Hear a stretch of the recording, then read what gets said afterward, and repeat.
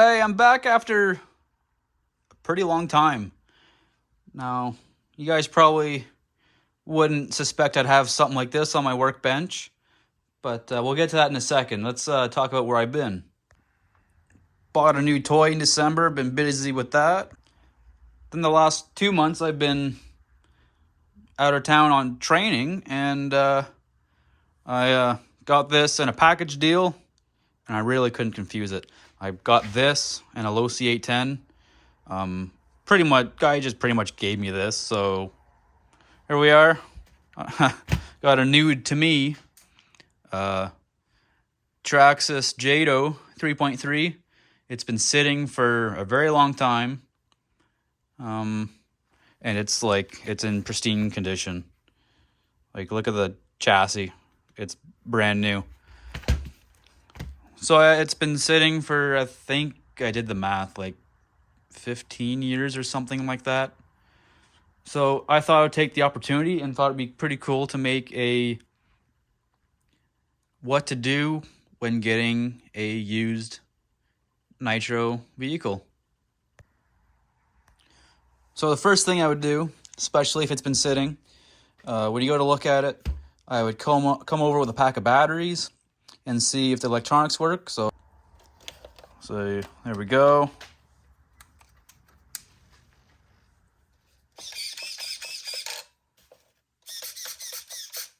Beautiful. I would also see if it at least turns over, and it's tight, but yes, it turns over. Now it's stuck at TDC. Now let's say you buy it. The first thing I would do is replace the fuel lines, replace the fuel tank. I did that. It needs a tank. It's leaking.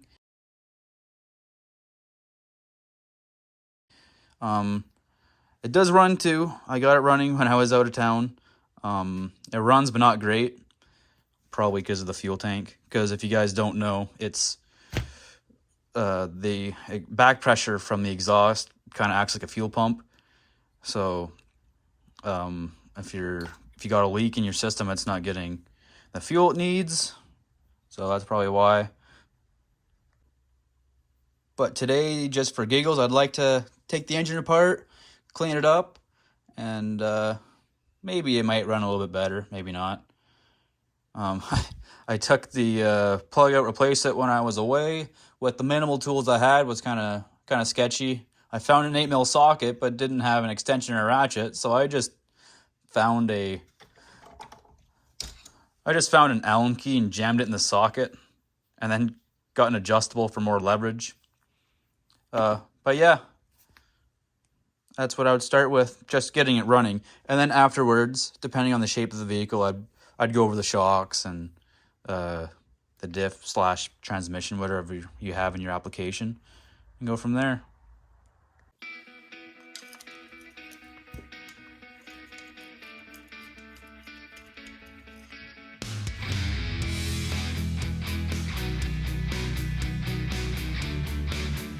Shouldn't be nothing wrong with that. It's brand new.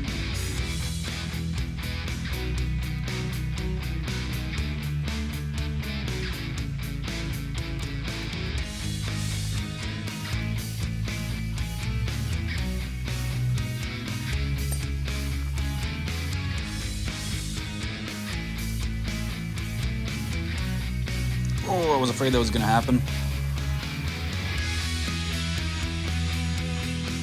Gonna need some heat for that.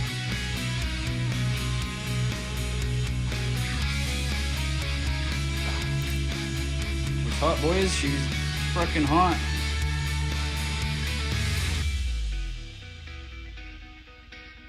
Ah, there it goes.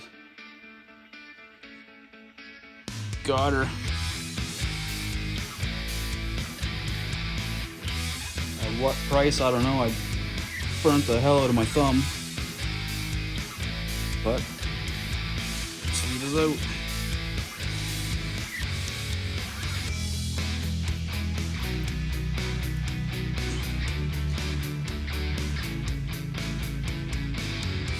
Plastic picks work great for that.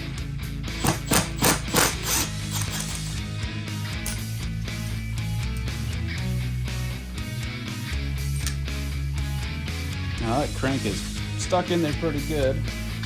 Got a hammer with a rubber end on it. A little smack.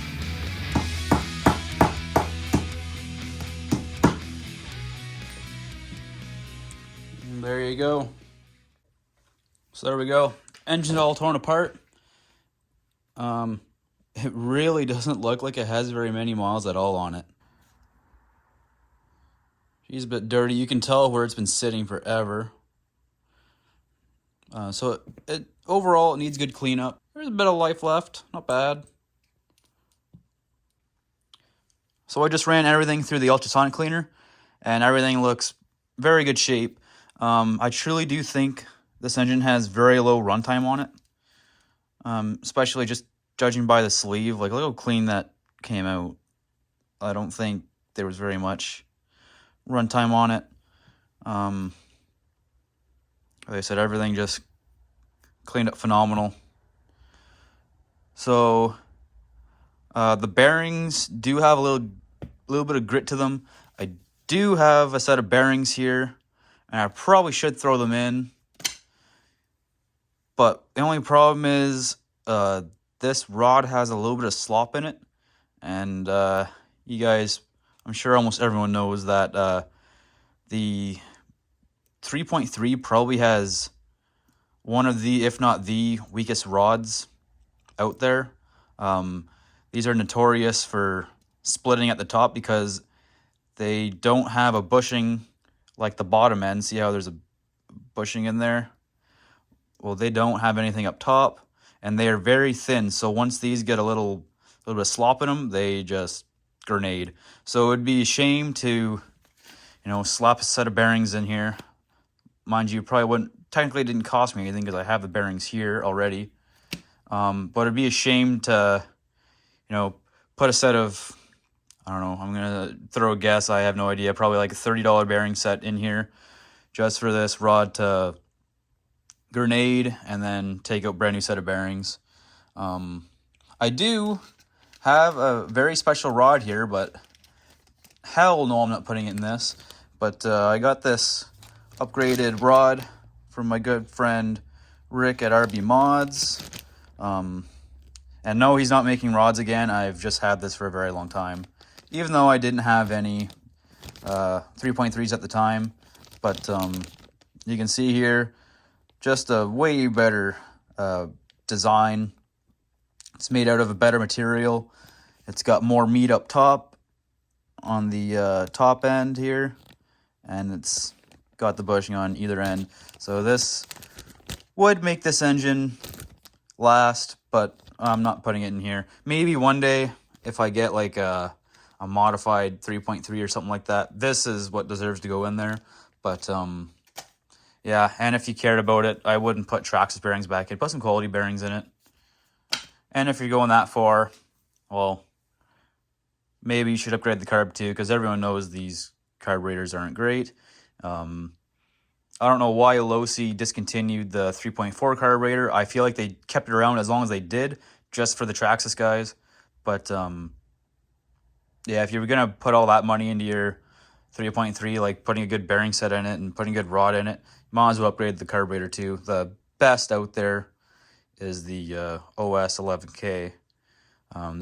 They tune the best. You can probably ask anyone who's done that mod that the 11K carb is the best upgrade for your 3.3.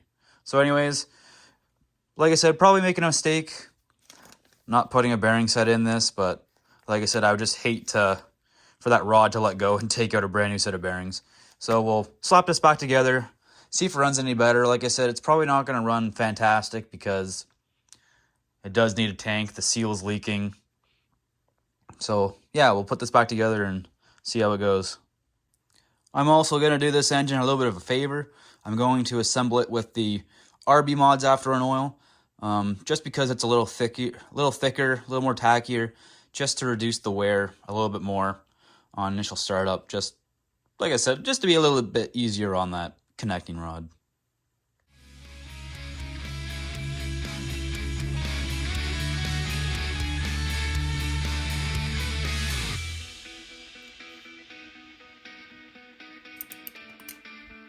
Here's that rod, that loose rod, if you can hear.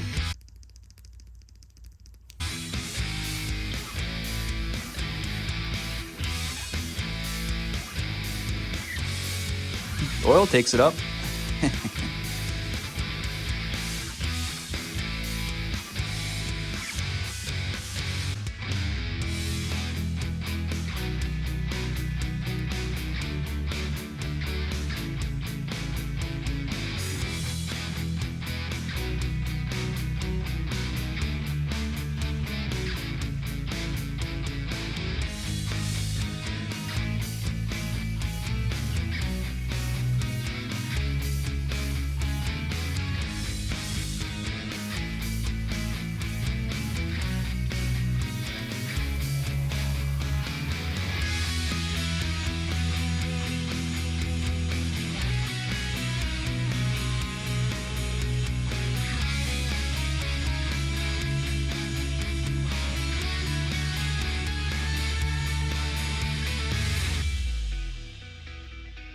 So there's the engine assembled.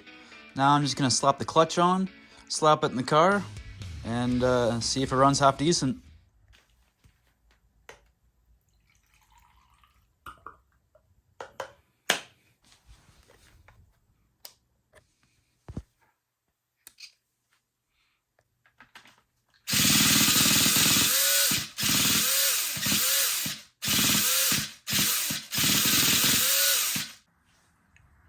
Well, that went fantastic. It wasn't starting because my brand new glow plug took a dump.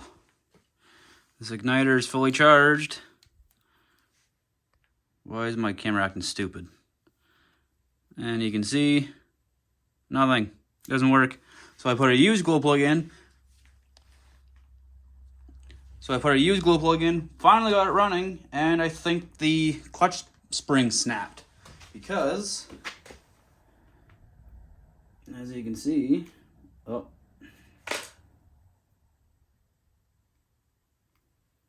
it's an O'Donnell plug. It's not an OS or a Traxxas, but, oh, how am I going to do this now? Prop it up with my foot.